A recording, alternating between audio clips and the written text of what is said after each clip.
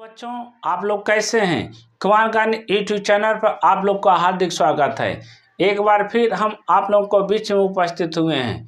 तो चलिए बच्चों, आज हम कुछ ऐसी चीज़ें बताएंगे जो एग्ज़ाम के दृष्टिकोण से बहुत ही महत्वपूर्ण होंगे।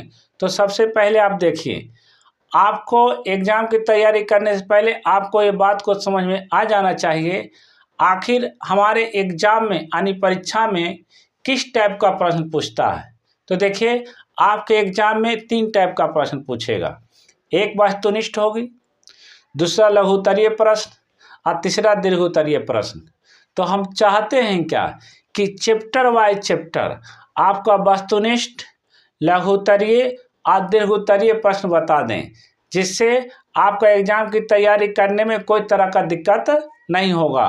तो चलिए बच्चों, आज से हम स्टार्ट करते हैं भूगोल का, है ना, जिसमें हम वस्तुनिष्ठ प्रश्न बताएंगे, लघु उत्तरीय प्रश्न बताएंगे और दीर्घ उत्तरीय प्रश्न बताएंगे। सबसे पहले हम वस्तुनिष्ठ प्रश्न बताएंगे, जिसका आंसर हम बतैले चलेंगे। लेकिन जो लघु उत्तरीय प्रश्न होगा और दीर्घ उत्तरीय प्रश्न होगा, यानी लॉन्ग क्वेश्चन जो होगा, जो शॉर्ट क्वेश्चन होगा, उसका आंसर खुद आप बना लीजिएगा। हम सिर्फ आपको एक ढर्रा बता देंगे कि इस तरह का प्रश्न आपके एग्जाम में आएगा, वो भी हम चैप्टर बाय चैप्टर बताएंगे, जिससे आपको एग्जाम की तैयारी करने में कोई तरह की परेशानी नहीं हो। तो चलिए, आज हम भूगोल का स्टार्ट करते हैं। अध्याय है प्राकृतिक संसाधन, है ना, क्या है, प्राकृतिक संसाधन। ठीक, तो प्राकृतिक संसाधन में हम सबसे पहले ऑब्जेक्टिव बताएंगे कि कौन कौन सा ऑब्जेक्टिव आपको आ रहा है, उसका आंसर भी बता देंगे। उसके बाद हम लघु उत्तरीय बताएंगे कि प्राकृतिक संसाधन से कौन कौन से लघु उत्तरीय प्रश्न आएंगे। उसके बाद हम दीर्घ उत्तरीय प्रश्न बताएंगे। ठीक, तो चलिए आज से हम आगाज करते हैं प्राकृतिक संसाधन। तो देखिए, आज का पहला प्रश्न आप थोड़ा सा ध्यान दीजिएगा। पहला प्रश्न है कि मेढक के प्रजनन को नष्ट करने वाला रसायन कौन है। ध्यान से सुनिए, क्या कर रहा है, मेढक के प्रजनन को नष्ट करने वाला रसायन कौन है। ऑप्शन ए में देते हैं benzene, option B urea, option C endrin और ऑप्शन डी फास्फोरस। तो देखिए बच्चों, इसका जो आंसर होगा वह एंड्रीन होगा, है ना, क्या होगा, एंड्रीन होगा, ऑप्शन सी होगा, है ना। मेढक के प्रजनन को नष्ट करने वाला जो रसायन होता है वह एंड्रीन होता है ना, इसलिए इसका ऑप्शन क्या होगा, सी होगा। तो चलिए आज का दूसरा प्रश्न थोड़ा ध्यान दीजिएगा। काली मिट्टी उपयुक्त है ना। ऑप्शन ए कपास के लिए, ऑप्शन बी लीची के लिए, ऑप्शन सी गेहूं के लिए, ऑप्शन डी बाजरा के लिए। देखिए बच्चों, जो काली मिट्टी है, यानी काली मिट्टी में कौन सा फसल होता है ना, ये आपको बताना है। तो काली मिट्टी में कपास होती है ना, इसलिए इसका ऑप्शन क्या होगा, ए होगा, क्या होगा, ऑप्शन ए होगा। तो चलिए बच्चों, आज का तीसरा प्रश्न, थोड़ा प्रश्न पर ध्यान दीजिएगा, है ना। काली मिट्टी का दूसरा नाम क्या है ना, इसी को मृदा भी कहते हैं, यानी काली मृदा का दूसरा नाम क्या है। ऑप्शन ए में बलुई मृदा, ऑप्शन बी में रेगुल मृदा, ऑप्शन सी में लाल मृदा, ऑप्शन डी में पर्वतीय मृदा। तो देखिए बच्चों, आपको क्या बताना है, काली मृदा का दूसरा नाम। तो देखिए, काली मृदा का जो दूसरा नाम है वह रेगुल मृदा है। क्या है, रेगुल मृदा है, यानी रेगुल मिट्टी है। ठीक, तो चलिए आज का चौथा प्रश्न थोड़ा ध्यान दीजिएगा। कहता है चौथा प्रश्न, मरुस्थलीय मृदा किस राज्य में पाई जाती है। क्वेश्चन ध्यान से सुनिए, मरुस्थलीय मृदा किस राज्य में पाई जाती है। Option A Uttar Pradesh, option B Rajasthan, option C Karnataka, option D Maharashtra. तो देखिए बच्चों, आप लोग को आंसर बताना है कि मरुस्थलीय मृदा आपको किस राज्य में पाई जाती है। तो आपको ध्यान देना है, जो मरुस्थलीय मृदा है वह राजस्थान में पाई जाती है, इसलिए इसका आंसर क्या होगा, आंसर बी होगा, है ना। तो चलिए बच्चों, आज का पांचवा प्रश्न, थोड़ा प्रश्न पर ध्यान दीजिएगा। कहता है पंजाब में भूमि निम्नीकरण के मुख्य कारण है। ऑप्शन ए वनोन्मूलन, ऑप्शन बी गहन खेती, ऑप्शन सी अति पशुचारण, ऑप्शन डी अधिक सिंचाई। तो देखिए बच्चों, आपको इसका आंसर बताना है। तो देखिए, जो पंजाब है, पंजाब में भूमि निम्नीकरण का जो मुख्य कारण है वह अधिक सिंचाई है ना। इसलिए इसका ऑप्शन कौन होगा? डी होगा। तो चलिए आज का छठा प्रश्न हम आप लोग को सामने देते हैं, थोड़ा इसका आंसर बताइएगा। निम्न में पुरानी जलोढ़ मिट्टी कौन है? Option A khadar, option B bangar, option C laterite, option D इनमें से कोई नहीं। तो देखिए बच्चों, इसका आंसर आप लोग को बताना है कि पुरानी जलोढ़ मिट्टी को क्या कहते हैं। तो पुरानी जलोढ़ मिट्टी को बांगर मिट्टी कहते हैं। क्या कहते हैं? बांगर कहते हैं। इसलिए इसका ऑप्शन क्या होगा? ऑप्शन बी होगा। चलिए आज का सातवां प्रश्न, थोड़ा प्रश्न पर ध्यान दीजिएगा। निम्न में से कौन मृदा निर्माण का कारक है? ऑप्शन ए जलवायु, ऑप्शन बी वनस्पति, ऑप्शन सी चट्टान, ऑप्शन डी इनमें से सभी। तो देखिए बच्चों, जो इसका आंसर होगा वह होगा इनमें से सभी। क्यों? क्योंकि मृदा निर्माण में जलवायु भी जरूरी है, वनस्पति भी जरूरी है और चट्टान भी जरूरी है। इसीलिए इसका आंसर क्या होगा? इसका आंसर डी होगा, इनमें से सभी। चलिए आज का आठवां प्रश्न, आठवां प्रश्न ध्यान से सुनिएगा। काली मिट्टी कहाँ पाई जाती है ना? क्या है? काली मिट्टी कहाँ पाई जाती है? ऑप्शन ए में झारखंड, ऑप्शन बी में महाराष्ट्र, ऑप्शन सी में पश्चिम बंगाल, ऑप्शन डी में अरुणाचल प्रदेश।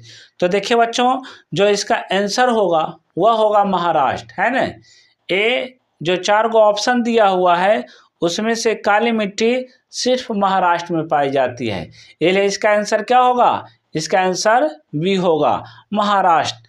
चलिए आज का 9वां प्रश्न, ध्यान दीजिएगा प्रश्नों पर। निम्न में से किसे नवीन जलोढ़ मिट्टी कहा जाता है? ऑप्शन ए में खादर, ऑप्शन बी में बांगर, ऑप्शन सी में रेगुल, ऑप्शन डी में इनमें से सभी। तो आप लोगों को जवाब देना है कि ऐसा कौन सा मिट्टी है जिसे नवीन जलोढ़ मिट्टी कहा जाता है। तो देखिए बच्चों, खादर मिट्टी को ही नवीन जलोढ़ मिट्टी कहा जाता है। इसलिए इसका ऑप्शन क्या होगा? इसका ऑप्शन ए होगा। क्या होगा? खादर होगा, है ना। चलिए आज का 10वां प्रश्न, है ना। रेगूर किसे कहते हैं? ऑप्शन ए में लाल मिट्टी, ऑप्शन बी में काली मिट्टी, ऑप्शन सी में जलोढ़ मिट्टी, ऑप्शन डी में लैटेराइट मिट्टी। तो आप लोग को बताना है कि रेगुल मिट्टी किसे कहते हैं, कौन सा मिट्टी को रेगुल मिट्टी कहते हैं? लाल को, काली को, जलोढ़ को या लैटेराइट को? तो देखिए बच्चों, रेगुल मिट्टी जो कहा जाता है वह काली मिट्टी को कहा जाता है।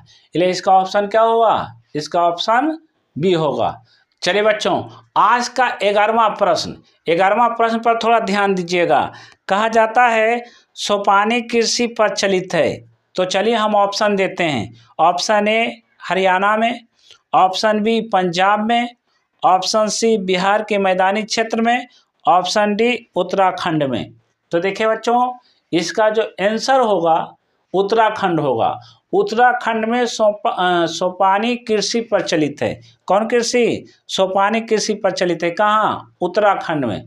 तो चलिए आज का अंतिम प्रश्न और 12वां प्रश्न, थोड़ा ध्यान दीजिएगा। इस चैप्टर का ऑब्जेक्टिव भी अंतिम होगा, है ना। तो ध्यान दीजिएगा।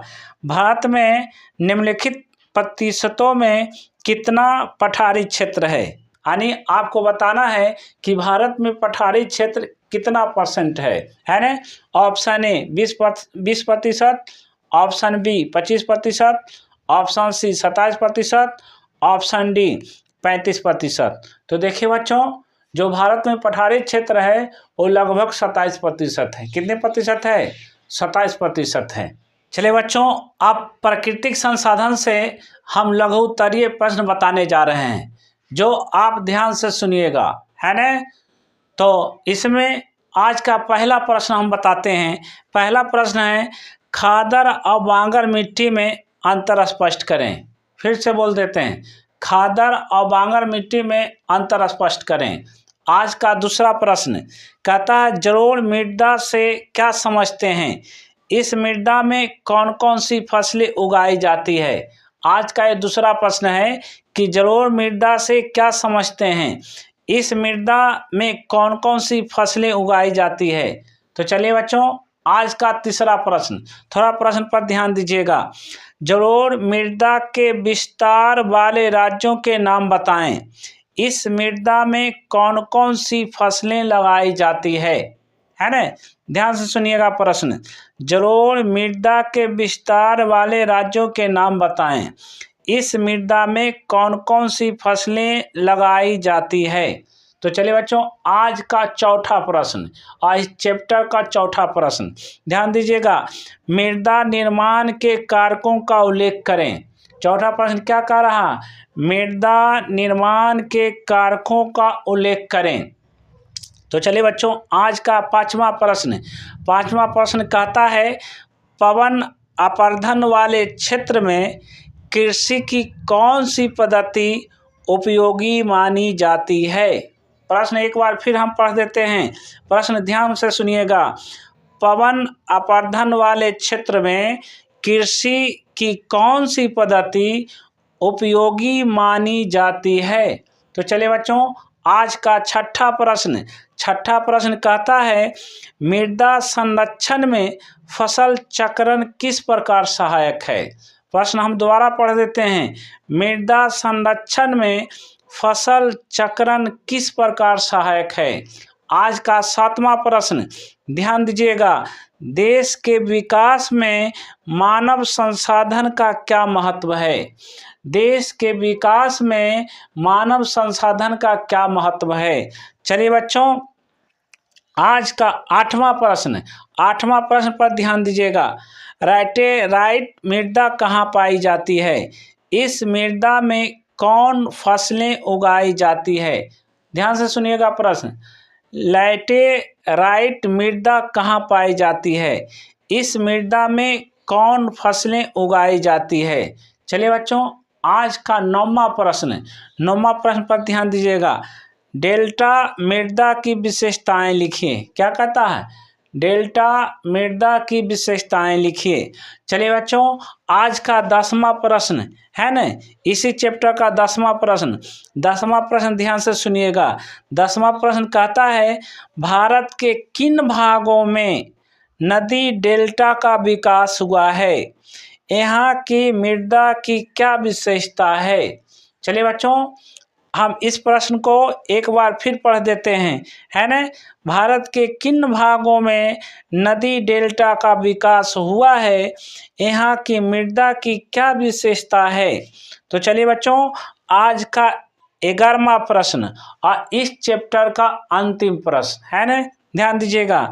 फसल चक्रण मृदा संरक्षण में किस प्रकार सहायक है? क्या बोला जा रहा है? फसल चक्रण मृदा संरक्षण में किस प्रकार सहायक है?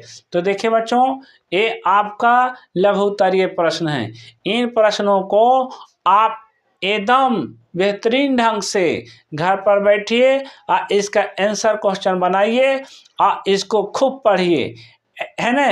इसी टाइप का जो क्वेश्चन है आपके एग्जाम में पूछा जाता है। तो चलिए बच्चों, अब हम इससे थोड़ा सा लघु उत्तरीय बता दिए हैं, अब थोड़ा सा दीर्घ उत्तरीय प्रश्न बताते हैं, है ना। थोड़ा सा ध्यान दीजिएगा। प्राकृतिक संसाधन से हम दीर्घ उत्तरीय प्रश्न बता रहे हैं, मात्र 2 को बताएंगे।